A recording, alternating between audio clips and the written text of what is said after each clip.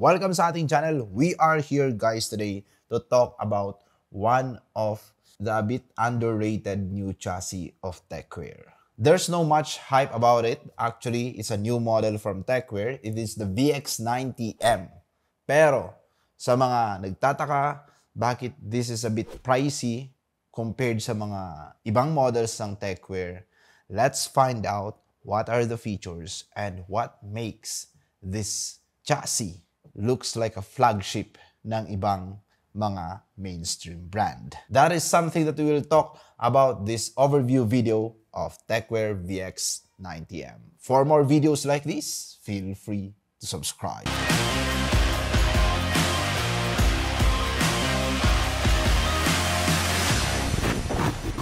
This video is brought to you by SCDKey, the best website that you may visit in terms of very affordable deals and best offer para sa application softwares, games, and yes, operating system. And there you are, you may check the Windows 10 Pro, and by using our promo code, ma-avail mo lang siya ng around $14.95 or 700 plus pesos. That's it mga kaibigan. Check the description below. May mga links po tayo dyan to go directly sa kanilang website. Alright, so the chassis was previously unboxed. Nasilip ko na po siya. Pero sabi ko, kailangan ko tong may pasilip sa kanila. Kahit may pasilip ko lang sa inyo. Dahil ang ganda talaga eh. Nagagandahan talaga ako. There are a lot of features na hindi ito pang budget eh. This is something that mainstream brands should have with their new lineups of casings in the future. So, let's start at the exterior part. Siyempre, it's a very contemporary, minimalist. Yan naman yung trend ngayon. So, it's a full tempered, pero parang kung titinan natin sa kabilang banda, parang hindi maganda yung airflow. Parang etong si Techwear yata, mukhang parang paatras naman yata yung innovation nila. Pero wag kayo, mamaya papasilip ko sa inyo. Uunahin muna natin. Linis ng kanyang harap. So, it's like a dual chamber. Tempered yung harap. Tempered din dito sa side. And, nasaan yung ports? Di ba? So, normally, pag nag-unbox tayo or nagpapasilip ako ng chassis sa inyo, pupunta kaagad tayo sa ports eh. Pero, ayun. Nung tinitingnan ko siya, nasaan yung ports dito sa taas? Wala rin sa harap. Ayun pala dito sa ilalim. So mamaya babalikan natin to. Well, anyway, it comes with two 3.0, a power button, jack, reset, at saka USB Type-C. Mamaya babalikan natin to. Gusto ko tong ipakita sa inyo. Kasi ang kulit eh. Sabi ko, ha? Nandun sa side? So, mamaya. Let's move on muna sa mga iba pang features. Well, the tempered is quite tricky kung paano siya tatanggalin. Kasi parang lahat, seamless. Kumbaga, paano ito tatanggalin? Walang screw. Same sa harap. Yun pala, uunahin nating tatanggalin dito sa may top. So, nakahanap tayo ng, ayan, parang maliit na handle. Mesh. Mesh na mesh yung top mount niya. And it's full metal. Kapal. Tunog pa lang, di ba? Alam niyo yung tunog ng makapal sa lata. So, this is quite thick. Then, after that, pwede mo na ngayon tanggalin yung side panel niya. So, ayun. Alright. O, diba? Medyo nalito din ako nung una eh. Nung una ako itong nasilip. Kaya nga gustong-gusto ko talagang ipasilip sa inyo. Kasi, isa pa yon. Mamaya, magkamali kayo ng pagtanggal.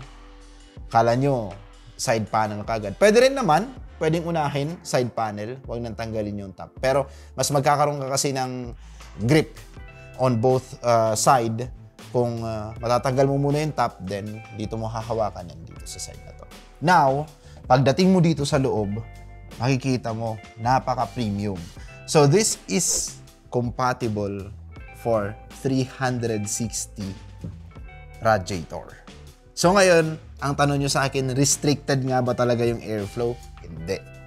Kasi, meron po siyang mesh grills din dito sa kabilang side. So, it's like a dual chamber, pero standard ATX yung kanyang design. Yun yung maganda dito. Sabi ko, grabeng galing. 'Di ba?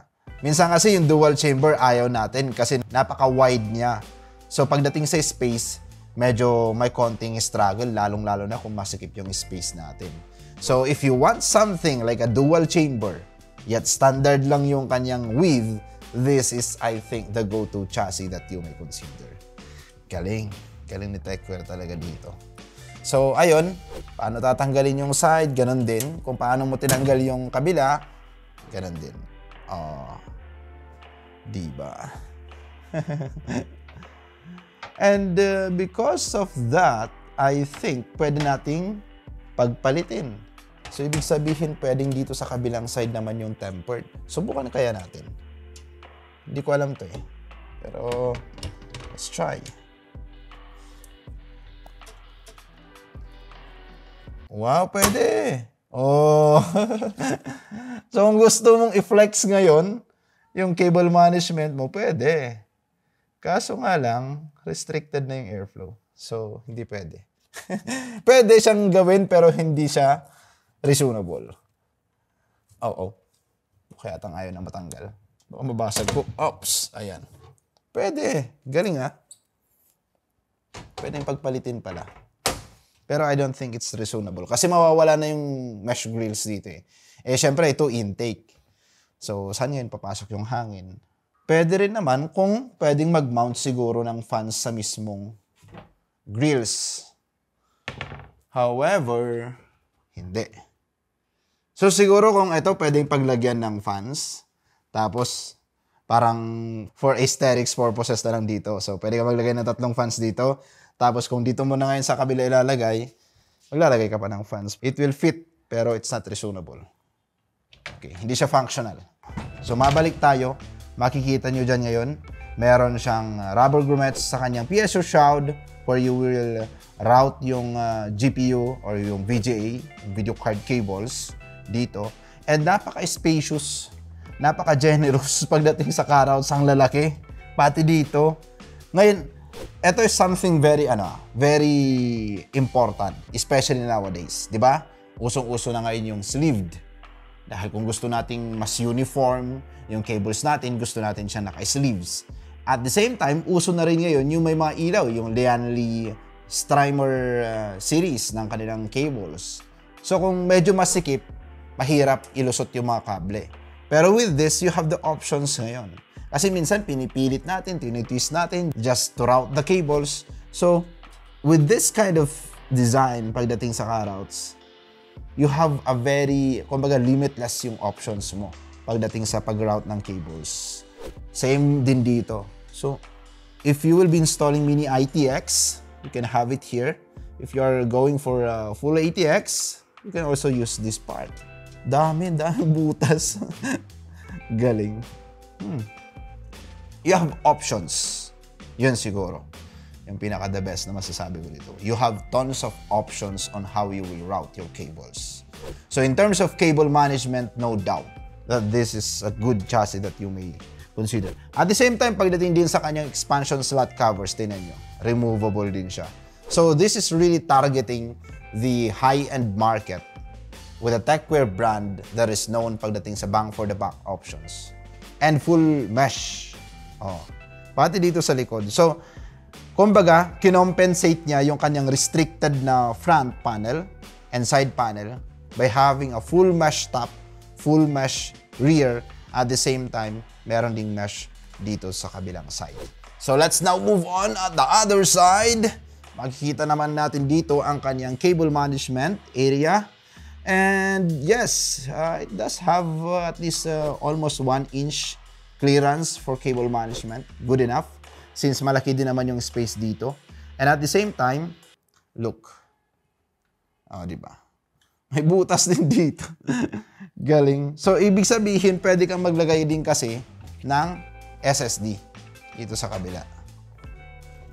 Nasilip ko na to kanina eh, pero may marami akong mga nakikita ngayon. Actually, on the spot din kasi ito na features. Pwede kang maglagay dito ngayon ng SSD. And dito sa kabilang side, pwede ka rin maglagay ng 2 pang SATA SSD or option mo na yon kung gusto mong hard drive yung ilalagay Pero nowadays, mas mura na nga yata yung 1 tera na SSD na SATA kaysa sa 1 tera na hard drive. Actually, pamahal ngayon ng pamahal ang hard drive. At the same time, SSD are going cheaper. Supposedly, before pandemic pa daw eh. Kung hindi lang daw nangyari yung pandemic, sobrang mura na rin ngayon. Baka nasa 2 tera na tayo ngayon. Hindi pa natin ginagamit yung screwdriver. Tool-free yung design. Di ba most of the time, eto butas talaga eh. For you to mount the coolers, yung mga bracket niya, na kahit naka-install na yung motherboard, if you want to swap coolers, etc., pwede mong i-access dito. Pero Techware made it more functional. Para ma-maximize yung space, pwede rin siyang lagyan ng SSD plate. And eto naman, meron namang sinama si Techware na lunchbox. So dito meron ng screws and adapter to easily remove the standoffs. At the same time, few cable ties na included. And yung cables, syempre, dahil nandito na siya sa ilalim, mapapansin nyo, wala nang Oo nga, Now, okay, I realize. Medyo kanina, napaisip ako pagdating sa cable management eh. Kasi sa dami ng pwede mong ilagay, sa dami ng pwede mong install, at i-route na cables, parang napapaisip ako pagdating sa cable management. Pero with this setup, na itong part na to, napaka-bulky din na ito kaya, napaka-hassle niya pagkasama siya sa cable management. Nandito na siya sa ilalim. So, ang laking kabawasan na ito pagdating sa pag-consider kung paano mo gawin maganda yung cable management mo. Grabe, galing.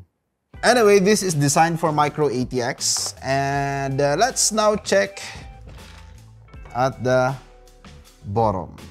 Dito mo ngayon makikita yung I/O ng front I/O ports. At pwede mo siyang ilipat. Ito yung nakakatawa dito eh. Ayan, nandyan din yung kanyang dust filter. Kung gusto mo siyang ilipat, pwede mo siyang ilagay ngayon sa may... Let me show you guys. Kunwari, itong unit na to, katabi mo. So, sa tabi mo siya mailalagay. Saan mo? Oops, mali yung natanggal ko. Hindi natin i-edit to. Papakita ko yung pagkakamali ko para hindi nyo na maulit. Pasensya na ho. First time eh. First time. So, yun naman talaga yung purpose eh. Why we create videos. To serve as a guide. Para sa mga para sa mga kasamahan natin. There's always this stuff called first time. So, pag dito kayo magtatanggal ng screw, ibig sabihin na matatanggal nyo yung cover ng case. Ma-open nyo ngayon yung mga circuit ng front I/O.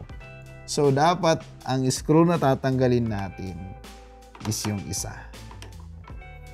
Sobrang excited natin. Iba yung natanggal na. Paganto dapat, no? Alright, there. You go. Metal screw dapat, hindi plastic screw yung matatanggal natin. Ngayon, ililipat natin siya sa may... Saan natin ililipat? Kasi di ba, pagkatabi mo yung chassis, katabi mo tong build mo, medyo hassle. Nandito sa side yung... Pero mas madali din siya. Accessible siya. Pero, baka mamaya kasi pagka-flick ng mouse mo, pak, pumunta doon sa mismong power button. Patay. Shutdown ng unit, tapos crash. Oops. Yun. Ayun, natanggal natin. Saan natin siya ililipat? Pwede mo ngayon siyang ilipat sa may front. Ayan. Diba? Galing. Okay, let me show you guys. Ganyan na ganyan. So, nasa harap na siya. Bibihira sa mga chassis yung nasa ilalim yung power button. And Techware did it very, very well. Actually, something should be considered din. Especially sa mga mainstream brands. Yung mga features na nagkakaroon ng options ang mga consumers natin. Techware gave us options from routing cables to ports, how you will position it. Yun naman na eh. Parang yun na yung mga endgame eh, ng chassis. Something that will help consumers have the easier access pagdating sa mga bagay-bagay. That will be a very, very big help na focus ng innovation talaga sa chassis. Kasi sa chassis, it's a passive part of a computer. So, there's no such complex mechanisms na kailangang i-consider, na improve from time to time as the technology improves. Kasi minsan, yung mga ibang brands kung ano na yung mga pinaglalagay. Na kung titingnan natin, hindi naman siya necessary for a chassis.